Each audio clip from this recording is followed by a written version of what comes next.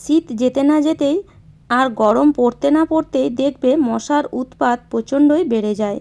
বিশেষ করে এই সময় না ঠান্ডা না গরম, দেখবে প্রচণ্ড পরিমাণে এই সময় মশার উৎপাত বেড়ে গেছে। আর বিশেষ করে সন্ধেবেলায় এতই মশা লাগে যে আমরা বাজার থেকে নানান রকম কেমিক্যালযুক্ত ওষুধ বা মসকিউটো আনতে বাধ্য হয়।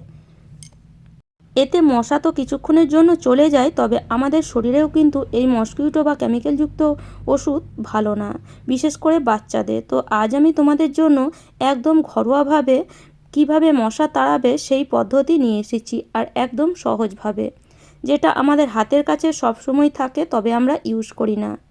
তো এখানে দেখো একটা প্লেটের মধ্যে আমি নিয়ে নিয়েছি কিছুটা শুকনো নিম পাতা। এই নিম পাতা তো আমাদের বাড়ির এদিকে সেদিকে মানে যেখানে সেখানেই দেখা যায় নিম পাতার গাছ।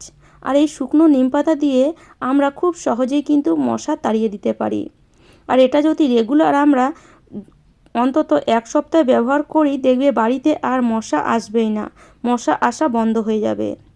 তো এখানে আমি কিছুটা নিম পাতা নিয়েছি, ডান্ডিগুলো বাদ দিয়ে দিলাম, আর তার মধ্যে নিয়েছি কিছুটা তেজপাতা। 4 থেকে 5টা তেজপাতা দিলেই হবে। সামান্য একটু সর্ষের তেল এর মধ্যে দিয়ে দিলাম।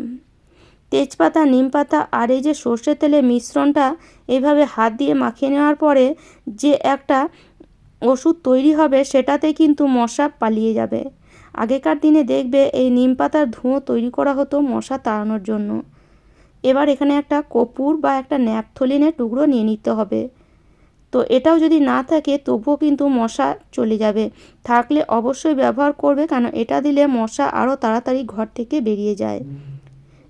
এবার এখানে একটা দেশলাই কাঠি দিয়ে জ্বালিয়ে দিতে হবে, বাস এই কাজটা সন্ধেবেলায় করবে। মশা তাড়ানোর দুটো পদ্ধতি আজ আমি তোমাদের সাথে শেয়ার করব, যেটা তোমাদের সহজ মনে হয় সেটাই করতে পারো বা দুটোই প্রয়োগ করতে পারো। তো এইভাবে কিছুক্ষণ জ্বালানোর পরে তারপরে দেখবে একটা ধুঁয়ো তৈরি হবে, আর এই ধুঁয়োতেই কিন্তু মশা আমাদের বাড়ি থেকে চলে যাবে। সন্ধেবেলায় খুব বেশি মশা লাগে, তো তখন যদি এই ধুঁয়োটা দিয়ে দাও, দেখবে তারপরে আর বাড়িতে মশা দেখতে পাবে না। আর এটা লাগাতার যদি 1 সপ্তাহ বা 15 দিন ব্যবহার করো, মশা কিন্তু একদমই বাড়িতে আসা বন্ধ করে দেবে। তো দেখো এটাকে এইভাবে কিছুক্ষণ জ্বালিয়ে নিতে হবে, তারপরে সুন্দর একটা ধুঁয়ো কিন্তু তৈরি হবে। আর এই যে ধোঁয়াটা তৈরি হবে, এর যে একটা গন্ধ, সেই গন্ধ কিন্তু একদমই মশার সহ্য হয় না, কেননা নিম পাতা, তেজপাতা আর কর্পূরের যে একটা উগ্র গন্ধ থাকে, সেটা মশা মশা দূরে থাকারই চেষ্টা করে সেই গন্ধ থেকে, সেই জন্য মশা বাড়িতে আর আসবে না। দেখো এই যে ধোঁয়াটা তৈরি হচ্ছে, এই ধোঁয়া কিন্তু পুরো ঘরে ছড়িয়ে দিতে হবে। এইভাবে ধোঁয়া বানিয়ে পুরো ঘরে যদি এদিকে সেদিকে দেওয়া হয়, মশা কোনায় কোনায় থাকলে বেরিয়ে আসবে। তো এইভাবে তোমরা সন্ধেবেলায় এটাকে জ্বালিয়ে দিতে পারো, তারপরে অন্য জিনিস ব্যবহার করতে পারো। তো চলো আবার একটা পদ্ধতি তোমাদের সাথে শেয়ার করব, যেটা তোমরা রাতে ইউজ করতে পারো। এই গরমকালে মশারি টাঙাতে আমাদের একদমই ইচ্ছা করে না। খুব গরম যখন পড়ে তখন মশারি আমরা টাঙাই না, তবে মশার হাত থেকেও আমাদের বাঁচতে হবে। মশার হাত থেকে বাঁচার জন্য আমরা মসকিউটো ব্যবহার করি, কিন্তু মসকিউটো ব্যবহার না করে এরকম যদি ওষুধ তৈরি ঘরেই করে নাও, তাহলে বাজার থেকে মসকিউটো কিনে আনার কোনো প্রয়োজনই পড়বে না, আর আমাদের শরীরেও কোনো ক্ষতি হবে না। তো চলো কিভাবে আরেকটা ওষুধ তৈরি করা যায় সেটা দেখে নিই। তো এর জন্য একটা বড় জায়গা নিয়েছি, তার মধ্যে আমি নিয়ে নেব কিছুটা কাঁচা নিম পাতা। তো ওখানে আমি নিম পাতা শুকনো নিয়েছিলাম, আর এখানে আমি কাঁচা নিম পাতা নিয়ে নিয়েছি কিছুটা, এটা ইউজ করব। কাঁচা নিম পাতারও একটা যে তেতো ভাব থাকে বা একটা কড়া ভাব থাকে, সেটাও কিন্তু মশার একদমই সহ্য হয় না। নিম পাতা মশা তাড়ানোর জন্য খুবই কিন্তু উপকার। তো মশা তাড়ানোর জন্য নিম পাতা অবশ্যই একবার ব্যবহার করে দেখতে পারো। তো এখানে কাঁচা নিম পাতাটা নিয়ে একটা বড় জায়গার মধ্যে নিয়ে নিলাম, ডান্ডি ছাড়াবার কোনো প্রয়োজন নেই। এখানে আমি দিয়ে দিচ্ছি কিছুটা তেজপাতা, 5 থেকে 6টা তেজপাতা। যেগুলো প্রথমে ইউজ করেছি ঠিক সেইগুলোই আমরা ইউজ করব, তবে একটু আলাদা পদ্ধতিতে। দুটো কর্পূর এখানে নিয়ে নিলাম, বাস এর মধ্যে এবার কিছুটা পরিমাণ জল দিয়ে দেব। জল দিয়ে এটাকে কিছুক্ষণ ফুটিয়ে নিতে হবে।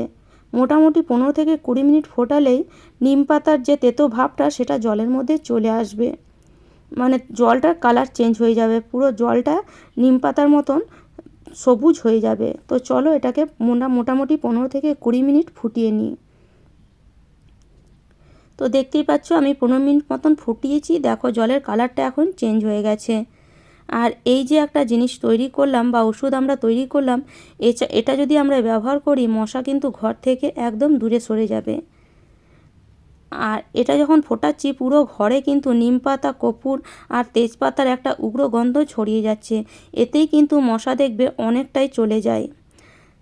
এবার এটাকে ঠান্ডা করে নিলাম। দেখো একদম ঠান্ডা হয়ে গেছে। যখন এটা পুরোপুরি ঠান্ডা হয়ে যাবে তখন এরকম যে বোতলগুলো আমরা ব্যবহার করি, মানে অল আউট বা গুড নাইট জ্বালাবার জন্য যে লিকুইডগুলো আমরা ব্যবহার করি মশা তাড়ানোর জন্য, সেগুলো ব্যবহার করার কোনো প্রয়োজন নেই। এই লিকুইড আমরা ঘরেই তৈরি করে ফেলতে পারি, যেটা আমাদের শরীরের পক্ষেও কিন্তু কোনো ক্ষতিকারক নেই। এই লিকুইডগুলো দেখবে আমাদের শরীরে খুবই ক্ষতিকারক, আর এগুলোর গন্ধ একদমই আমাদের সহ্য হয় না।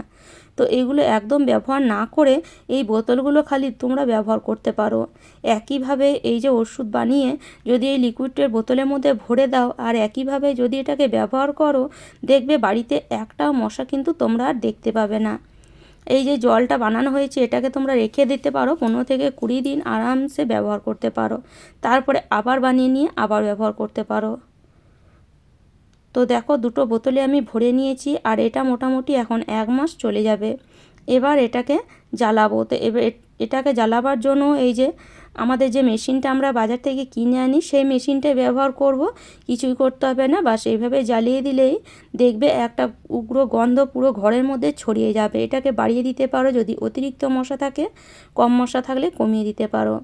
তো এইভাবে তোমরা ঘরেই লিকুইড বানিয়ে মশা তাড়িয়ে দিতে পারো। মানে ঘরে যদি আমরা এইসব জিনিস বানাই আমাদের শরীরেও কোনো ক্ষতি হবে না, আর আমাদের পয়সাও খুব একটা খরচা হবে না।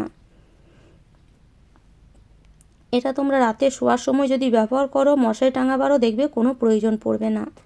তো আশা করি আজকের টিপসটা তোমাদের কাজে আসবে। আর আমার টিপস যদি তোমাদের এতটুকুও ভালো লেগে থাকে তাহলে অবশ্যই লাইক করো, শেয়ার করো, আর আমাকে কমেন্ট করে অবশ্যই জানিও। যারা আমার চ্যানেলে নতুন বন্ধু হয়েছো তারা প্লিজ চ্যানেলটিকে সাবস্ক্রাইব করে নিও এরকম নিত্য নতুন টিপস পাওয়ার জন্য। তাহলে চলো আজ এই পর্যন্ত। ভালো থেকো, সুস্থ থেকো, ধন্যবাদ।